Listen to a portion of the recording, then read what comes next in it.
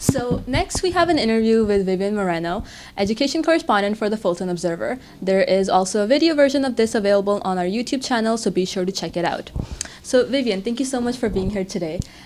Thank you, Arush. Thank you. My first question for you today is, before we kind of delve into this changing grading systems in Fullerton schools, I want our listeners to understand how this functions at the moment. Like, if you could give us a brief overview of how decisions are made in our schools, who decides grading systems, and who has the power to influence them.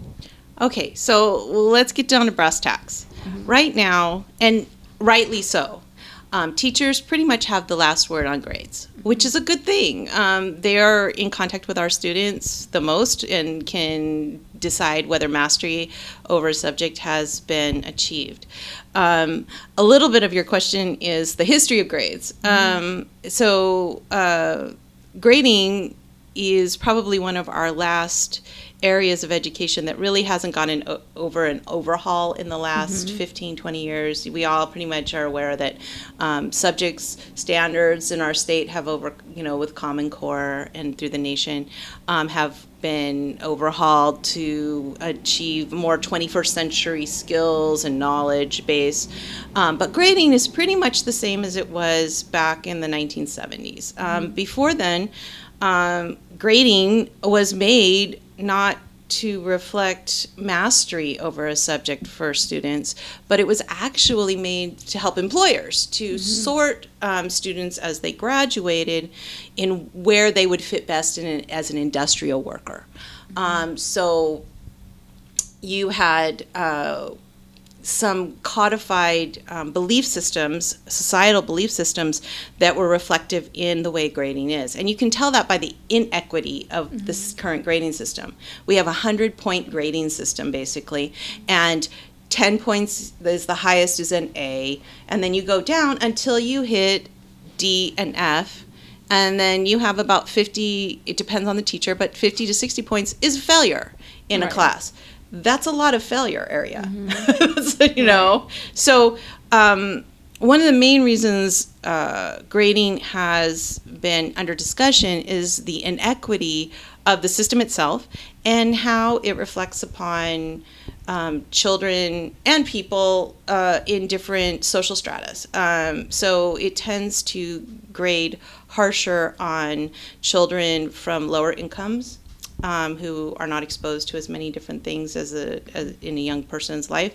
And also, there's a racial bias on it. I mean, there's just no way of getting around it. There's real correlating evidence for that. So, as we have changed the goal of public education from sorting potential industrial workers to a mission of creating lifelong learners who will have multiple careers in multiple areas over their lifetime, we need to relook at grading and what that means. Okay? Yeah. No, that's a very good brief overview of how we've been doing grading so far and who really has the power. And as you said, it's mainly the teachers, which I don't really hear that much. So teachers have all the power, but in this case, they do. It's really good. I mean, yes, administrators can certainly pop in, and there's going to be an area, there is an area for parents to certainly question and students to question what's going on. And I think that's a really positive thing, because I think that any teacher wants to be able to show the reasons why they're giving the grade. It's not an arbitrary situation. Everybody's on the student's team. That's the deal, is that people want students to succeed, but it's the question of, we've moved from what we want them to succeed at. Right. Whereas for a long time it was, we want them to succeed in getting a good job with a pension and retire ultimately. Now it's, we want them to be able to take whatever's going to come at them, because jobs are changing daily, kind of thing.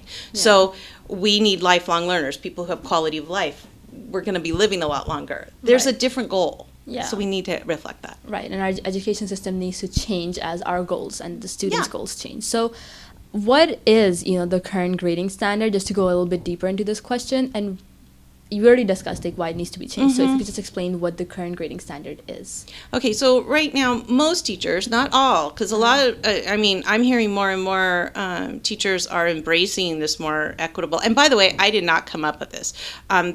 This whole idea is based on a group of researchers who've been working on this for about 15 years, and it's just come really into the focus in the last couple years, a little bit pre-pandemic. Douglas Reeves is one of the main people who've written a lot about getting rid of the zero and changing the grading. And then Joe Feldman is grading for equity. So those, I just want to make that very clear. This is not something it's a broader movement. It's a broad movement, and it's very interesting to me. Okay, so how we grade right now is a 100-point scale for the most part. And like I mentioned before, where 50% of that is failure. Also, there are some pretty strict tenets of grading that you'll hear over and over again. And they sound really good. There's no retakes or redos for the most part, because the real world, we got to toughen these kids up and show them what the real world is like. Well, I'll tell you, I've been out in the real world. We get a lot of second chances. That's not true. We need to hold them to the standards of how their actions are. School is part of teaching them how to survive in the college and how to survive in jobs and be a good worker, get there on time, and those kinds of things. Well, the world's changed a lot, and jobs are very different now. And I think the pandemic just ushered in something that was already coming. So hybrid working, project-oriented working where you can set your own hours. Those are things that are real now, and they're becoming much more prevalent. So part of the grading that we do for participation or for homework turning in and attendance, like I said, that's not necessarily as relevant. It's important, and there's no reason not to show respect for each other. When you show up on time to a class, you're showing respect. However, I don't know if that should be part of the grades, because it doesn't really show mastery over the history or English or math or science or whatever you're doing. Right. So did that explain that? Did I explain that on the curve? Oh, and the curve is when you compare each other all the time. So you're learning your own mastery. Why are you compared to? I don't have the same experiences as you do. I should be judged upon mastery I get. I can retain. Right. Yeah, you explained it really, really well. So could you perhaps give me an example? Like, how would this play out in a specific classroom? Okay. Math usually is the classroom that everybody presents. And actually math is, particularly in when I did the recent interview with Dr. Berg at Buena Park, the math department seems to be an area that has found a lot of success and is embracing this type of grading. So when you walk into a math class, the traditional way, you're going to be graded on a curve, and so many people will get averages, a few people will get A's and B's, and then so many people will get D's and F's. That's grading on a curve, right? The traditional kind of thing. Mastery, on the other hand, indicates that when you learn a unit, when you master the standards that are laid out in a unit, then you will pass. So in essence, everyone can achieve mastery or proficiency in that class. So would it be like a pass, no pass system, or would there be labels like mastered, still needs work, and stuff like that? Okay, now this is the cool part. Right. This is where teachers come in. Okay. They get to choose. Okay. They get to choose. So the idea is that because this new grading is explained through rubrics, we'll talk about that in a second, and it is articulated through grades and pretty much classroom-wide, a teacher can go into any conference with a parent, with other teachers, with administrators, and explain exactly what their grades mean. In that way, they get to choose if they want to do a 5-level grading system that is A, B, C, D, F, or, but what each one means. Right. So A would be mastery, B would be proficiency, and C would be so on and so on, so like almost emerging proficient, and then no data down below. So you have different levels. Okay, and how would this kind of affect college? Because grades are, you gotta show that GPA for college. Right, exactly. So this is actually kind of cool, because and a rubric is where all the teachers in a subject matter get together, or a single teacher. It's harder when a single teacher is doing this. But when all the teachers across in an area decide on the state standards, what are the important parts of those standards, what they're all going to teach, and therefore what mastery is. You've had a rubric in your classes, right? And they're really cool. They're easy to understand, because you know exactly, if you click off these boxes, if you can show that you understand these concepts, then you will get this level, you know exactly where you're going to end. So you have agency now to put that effort in and find out that information. Right. So that there's no blurry point system, or I didn't talk out in class enough, or, oh gosh, I got sick, so I blew it. Those kinds of things don't happen anymore. Or homework, for instance. Some people have a really hard time with homework. Yeah. They've got stress at home. They don't have the internet bandwidth, whatever they need to get this done. They have jobs. They have other classes. So if you're graded on your homework as part of the grade, that doesn't necessarily mean that you weren't putting the effort in. You might ace the unit test. You might have mastery over the subject, but because of this arbitrary allocation of points, you're not going to do well on that. Right. Does that... Yeah, that makes sense.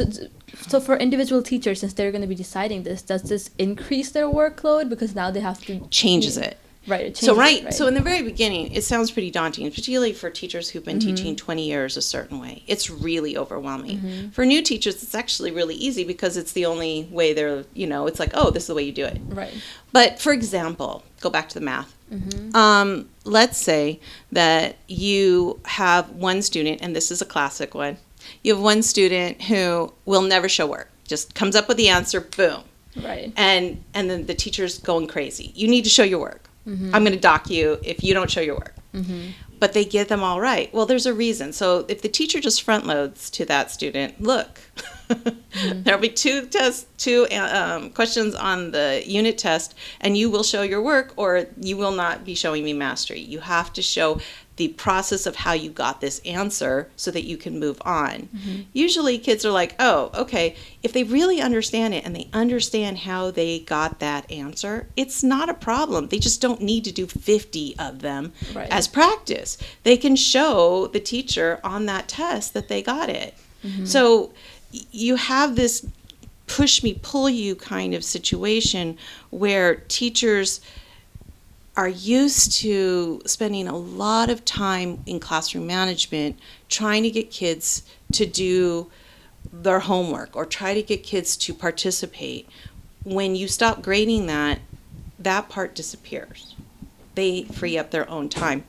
They free up their time so they don't have to spend the time there. And most kids, once they realize that, hey, if I do this homework, I need help here. If I do this homework and I get a better, I show mastery, then it behooves me to get the homework done and get help, So it's kind of it's just like when we shifted to Common Core. It was new. It takes a little bit of transition, but it's not necessarily more work. It's a redistribution of time. Okay, that makes a lot of sense. And I think this kind of change is very daunting when you're scary. Change is hard. Yeah, change is very hard. So what is currently, let's talk about Fullerton specifically now. So what is being done in our school, whether that be elementary, middle, or high schools? Are we implementing this new system of grading? Well, like I said, it's up to the teachers. A lot of administrators are supporting this. Elementary schools adopted some of this idea quite a few years ago with the satisfactory, excellent, needs to improve, which is great. It's a more equitable grading. However, I think that without adopting all the pieces or a good majority of the pieces, I don't know how much mastery is really happening. And I think that is reflective. I'm sure that, I certainly heard many years I would go into a class in September and the teacher would give us our first quiz or whatever, and they would look at us and say, what did you guys learn last year? What happened? And that's something, that common refrain. When you transfer over and you have rubrics for every subject, for every unit, then what did you learn last year? This is what we learned. Yeah. You, as a student, you have agency and say, dude, or whatever, we learned this concept, and this concept. Mm-hmm. This is what I know. This is what's under my belt. Okay.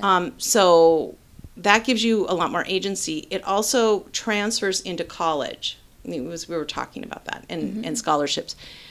Colleges benefit a lot, and there's a lot of articulation that happens between the high school and colleges already, but this is a conversation that they need to continue having, is that it's pretty easy to, if you have rubrics set up for every subject, when you're articulating with an upper grade level, whether it's college or high school or whichever, and they're saying, well, we need a five paragraph essay that is investigative. Mm-hmm. Oh, well, we've been concentrating on literature. Well, that's not going to work for us anymore. This is what we have to. This is what they have to know. Mm-hmm. Then that's an articulation that they could come to a compromise pretty easily. Versus walking into a articulation meeting.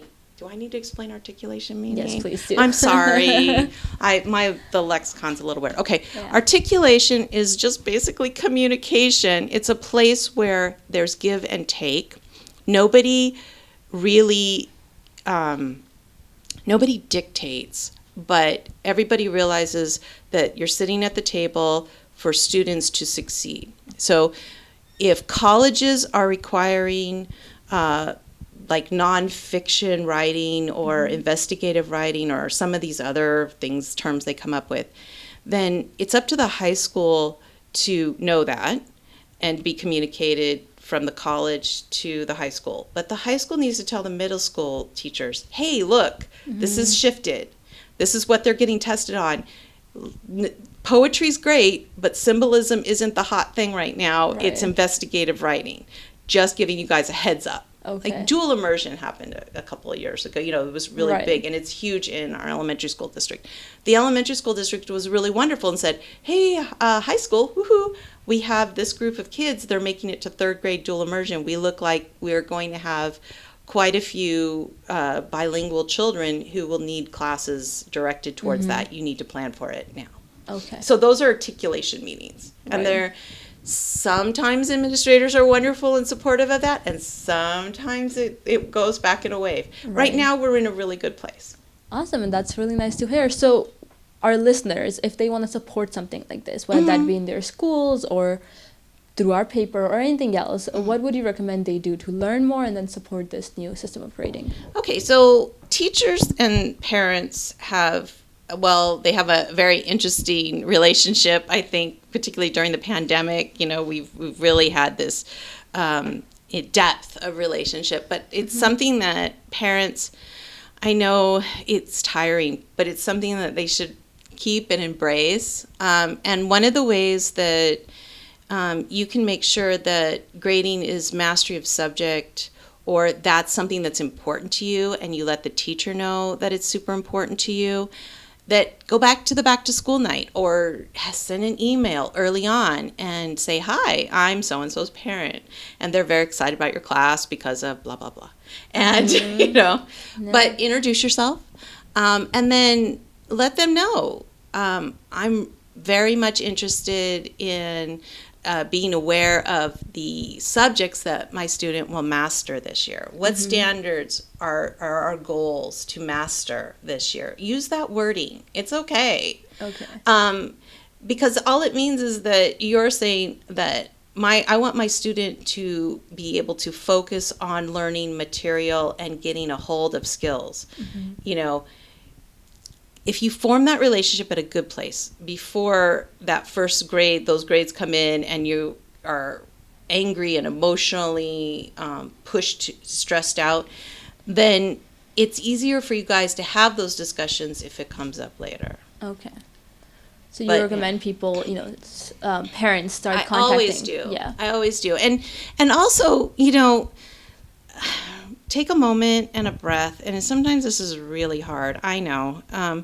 But remember that everybody's on the same team. Everybody's goal is to get your student positively successful through this grade, through this time. Whether it's having more equilibrium balance with work and life, mastery of a subject, social and emotional learning. We're all on this team together, and so if you can take a breath and remember those priorities, sometimes it makes it easier to have a relationship and a quick communication. And email is so easy, especially for the parents' generation. It's really a simple, it's usually a simple way to communicate with the teachers. It takes a little bit of stress off. Right, so you need that understanding before you get into it and, do that clear communication with the teachers. And I love that that's a step that it's very direct. You don't have to go through the bureaucracy to get to that. Yeah. So thank you so much, Vivien, for explaining all this today. We really appreciate having you here and writing about this topic. And we look forward to reading some more of your work on this. I'm going to start writing on subjects that are interesting to me. So, so you'll be hearing more about it, things like that. So that was really cool. Thank you, Arush. Thank you.